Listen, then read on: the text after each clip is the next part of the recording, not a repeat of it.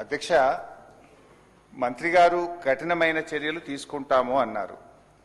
ఇది నేను చెప్తున్నది కాదు, మీ డిపార్ట్మెంట్ యొక్క రికార్డ్సే నేను మాట్లాడుతున్నా.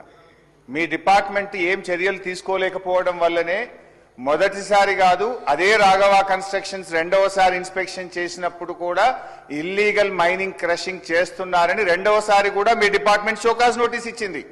మీరు తీసుకోవాల్సిన కఠిన చర్యలు ఏంటి?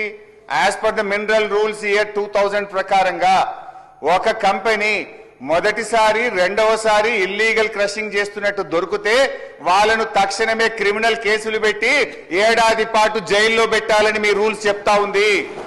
రాఘవ కన్స్ట్రక్షన్స్ ఎవరిదో ఈ రాష్ట్రంలో తెలియదా? రాఘవ కన్స్ట్రక్షన్స్ ఎవరికి సంబంధించిందో ఈ రాష్ట్రంలో ప్రతి ఒక్కరికి తెలుసు కదా అధ్యక్ష. అక్కడ ఆ కంపెనీ దగ్గర కూడా ఇంత స్పష్టంగా ఆ కంపెనీ దగ్గర కూడా రికార్డ్స్ పెట్టింది అధ్యక్ష. ఈ this is belongs to your Raghava constructions అని చెప్పి అక్కడ కాంగ్రెస్ పార్టీ జెండా రాఘవ కన్స్ట్రక్షన్ సంబంధించిందనేటువంటి కూడా రికార్డ్స్ ఉన్నాయి.